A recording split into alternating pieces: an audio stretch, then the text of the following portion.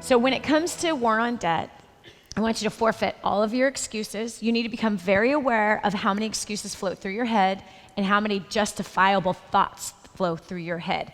Your justifications and your excuses keep you stuck. You will not reach the fullness of your potential with excuses and justifications. You will not reach it. So we have to be very aware of how we approach things and think about what you're thinking and handle whatever objections you have that are limiting you and find the solution. Start training your brain for solutions instead of obstructions. I'm going to say that again. Train your mind for solutions instead of obstructions. So when you find the obstruction, you got to put your 2% hat on and say, how would a 2%er blow through this sucker? What's the strategy to solve this? Listen to me, write this down, there's always a solution. Always a solution. I'm gonna bring up Mary Jess one more time. Mary Jess, where she said, and everyone else told her, they had bad credit, right? How in the world are they gonna buy a franchise, getting a business loan when they had bad credit and on welfare? Who in their right mind would ever approve them? That was the obstruction, right? What was the solution? We got nothing to lose for trying. We got nothing to lose for believing. We're gonna step out in faith anyway. Do you understand? What if they allowed the obstruction, the excuse that says we have bad credit, we're on welfare, we have 7 children. We haven't made any money, we are not qualified. There's nothing in us that qualifies us to get this business loan to start this pretzel business. There's nothing at all that qualifies us. What if they stayed right there? Where would they be today? They'd still be on welfare. They'd still be broke. They would still have that $60,000 in debt that you paid off? Yeah, they still have that $60,000 in debt over them. They'd still be fighting all the time, and their marriage would still be toxic, much, much, much, much more toxic, because a toxic marriage doesn't get less toxic through time. Did you hear what I said? A toxic marriage, if you don't do anything about it, doesn't get less toxic. It gets what? More toxic through time. It gets more and more and more and more toxic through time. So the marriage would have been more toxic than it was then. They would still have that $60,000 of debt, and they'd still be flat broke. And now what are they doing? They are taking steps to have how many stores? 5 more total. To have 5 more pretzel stores total. Do you understand? So identify your own obstruction, because many of you are working with people and you're trying to help people make decisions, whether that is the people you manage, or it is a sales force, or it's your church, or it's the donors that you have in your charity, or it's an organization that is trying to accomplish something in a community. You are always going to have people with obstructions and excuses. The more you become somebody that is of a no excuse motto, the more you will attract no excuse people into your life. Because birds of a feather flock together. And whatever excuse you have is the same excuses you attract to you. Because birds of a feather, how many of you believe that is true, that birds of a feather flock together? You know that's true. We are a product of our environment. We are who we hang out with. So whatever excuses you have, so you're gonna sit through this war on debt thing, and I want you to be very aware of your thoughts. Because some of you are gonna say, well, this doesn't apply to me. I don't really have that much debt. My debt really is no big deal because I make a lot of money. Oh, let's take the money away, now what happens? Well, I would never lose my job. You think higher of yourself than you ought. Not to mention, what if your number gets called and you're done on this earth? You left your spouse with that debt. That was a gift. Don't think higher of yourself than you ought. Humble yourself. Humble yourself. Don't justify debt. Debt is a habit, and it's a bad one. It's worse than smoking. It will kill you. And there is a hidden pressure from debt. Even if you make a lot of money, there's a hidden pressure from the debt that you won't know is there until you've paid off your debt. And then once you paid off your debt, you're like, why didn't I do this sooner? Because you didn't even realize that there was this pressure on top of you. Because, well, listen, you can ignore the pressure all you like.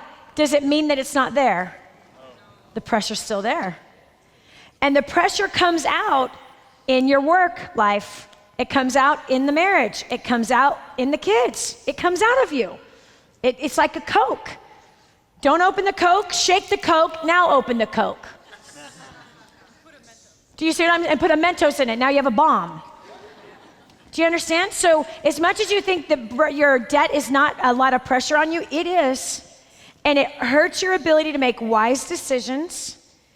It hurts your ability to sleep well at night. It chases peace away from you, and it causes you to have no vision. It completely sucks the life out of your vision. So what I want to put into your hands is a tool that is going to challenge you today and the way you think about money. A tool that will be used to annihilate all of your debt in 5 to 7 years, and you will be completely debt-free. Do you hear me? You can be completely debt-free in 5 to 7 years if you are willing to humble yourself, if you are willing to follow directions, if you are willing to not reach for the excuse, but you're willing to reach for the instruction and follow the instruction all the way through. If you're willing to gain some accountability in this area, then you are going to be completely debt-free in 5 to 7 years. I want you to close your eyes. I want you to imagine writing a check for your very last debt. Is that debt your mortgage? Is it the kids' college loans? Is it your college loans? Is it a car debt? Is it the credit cards? Is it medical debt? Is it a line of credit debt? I want you to picture right now, you are writing a check. You know who it's being written to.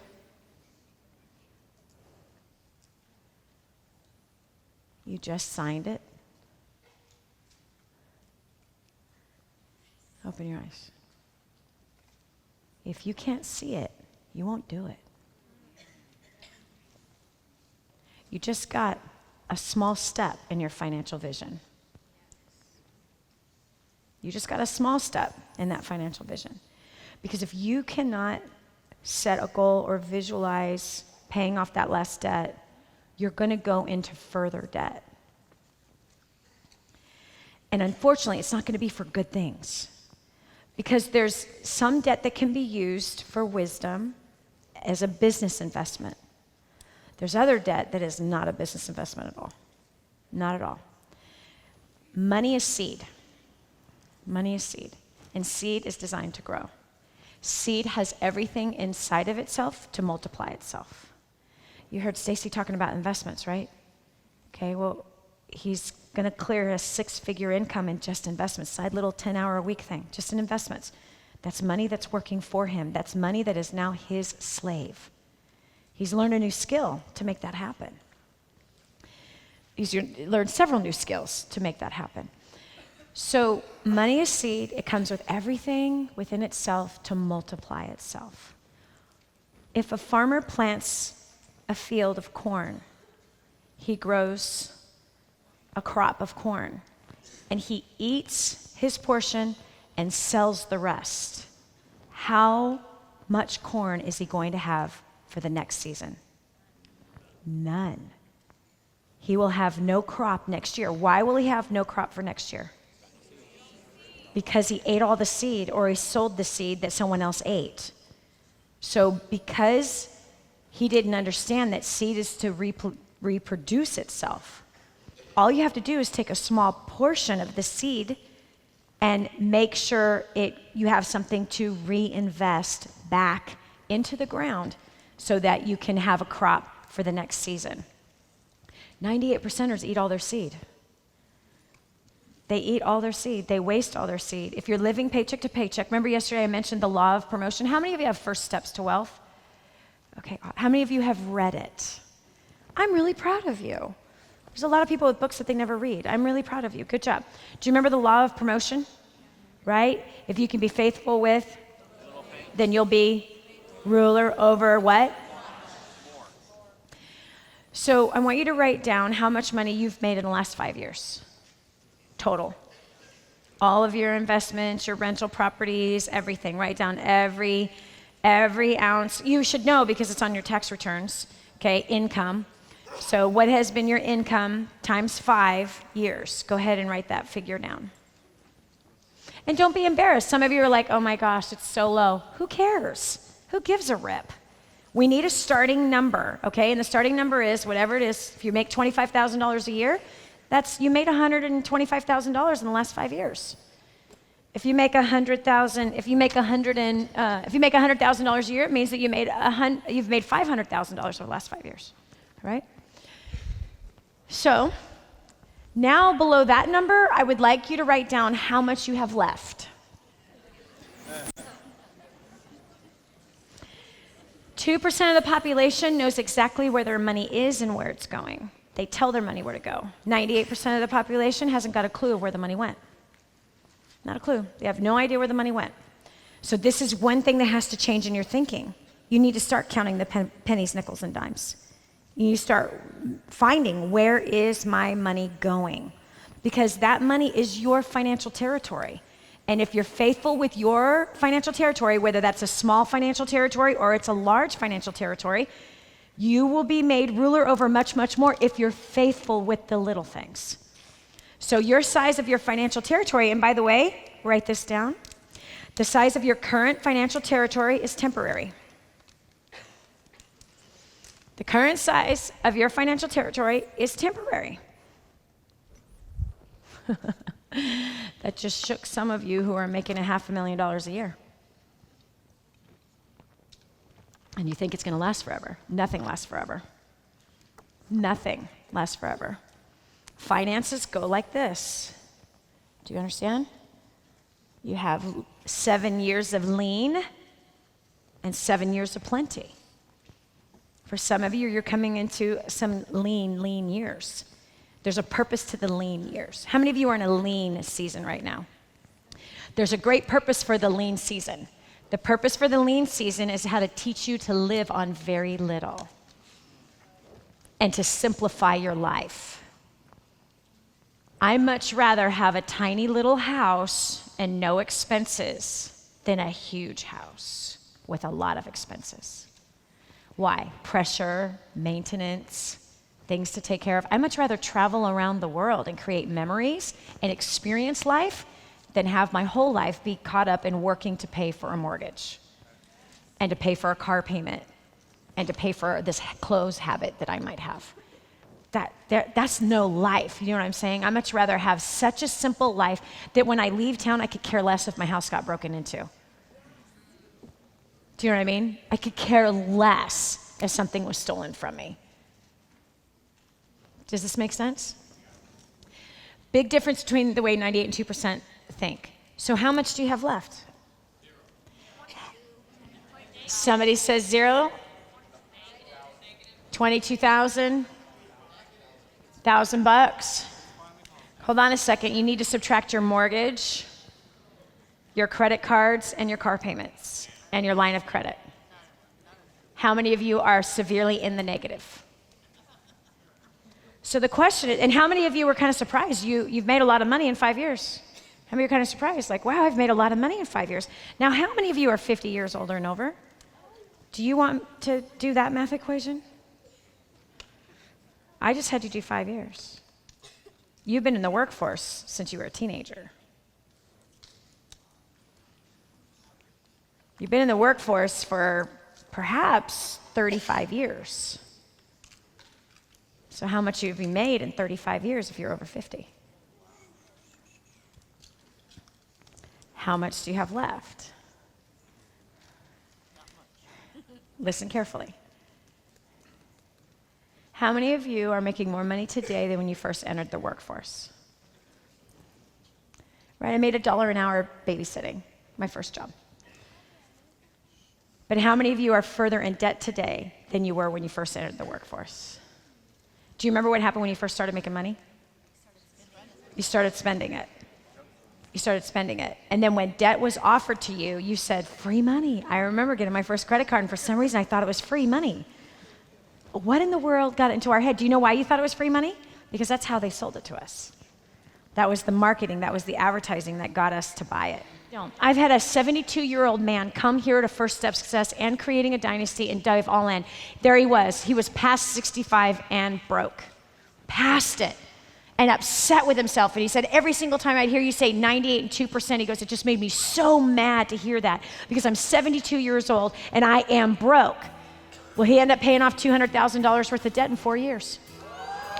And is completely debt-free for the first time in his life.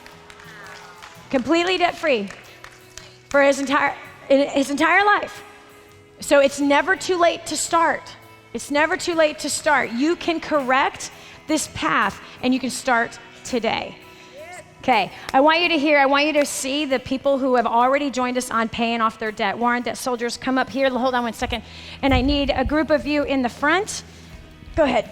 Tony Amir Gray, $237 in FAT, $129,000 debt paid off in 37 months, $2,600 in savings, $2,500 in investments, 96 people to our Warrant Debt classes, $3.75 million in 36 months, and 5 people in those classes are 100% debt free. Wow.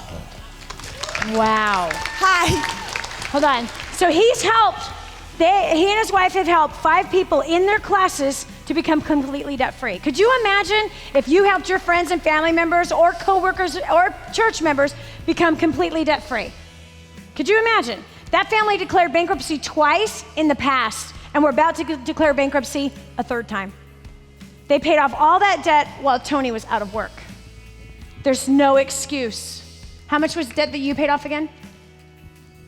$129,000, and most of it was while I was out of work. Yep, $129,000 worth of debt while he was out of work. There's no excuse. There's no excuse. By 30 years old, I was making 6 figures and going into debt each month in order to pay for my big old ego. And I was working 90 to 100 hours a week and making money in my profession, still going into debt, completely depressed, without a purpose. And I started a business. That's why I was working 90 to 100 hours a week, in order to run from the specific design and purpose job that I've been given. And after starting, I've now paid off $45,000 in 10 months. Wow. I did that without making any more income. And I am now putting I put $5,000 into savings, and I am no longer going into debt each month. I have given thousands of dollars to orphans and put my money in to the right purpose. And most importantly, I have put my sense of identity and purpose in the hands of the only one that it needs to be in. Amen. Derek and Nicole Schmidt from Delaware. In 30, she flipped my numbers over, but I think it was 37 months. Yeah, 38 months, sorry, we've paid over $58,000 in debt with $750 in FAT. We have about $1,000 in savings, and I just wanted to add that, just so we're clear, out of the 38 months, we were probably on war on debt for off and on for about 1/3 of it. So I just have to add that if you fall off the wagon, that doesn't mean you failed. That's right. That just means you had a rough day. Don't look behind you. Just keep moving Amen. forward. It'll keep getting paid off. Amen. So. Hi, I'm Jill Kearns. I'm from Chicago, Illinois. In 10 months, we have paid off over $280,000. We found, over time, we've actually found over $3,000 in excess spending each month. A lot of it was going to the government, so check that too. They don't need my loan. So, we are completely debt-free. And I'll just tell you the look on my husband's face, being able to dream again and think about vacations as opposed to how to fix the plumbing in our house, or we get to spend our weekends together instead of mowing the yard and stuff like that. So it's awesome. Yes, amen. Yeah.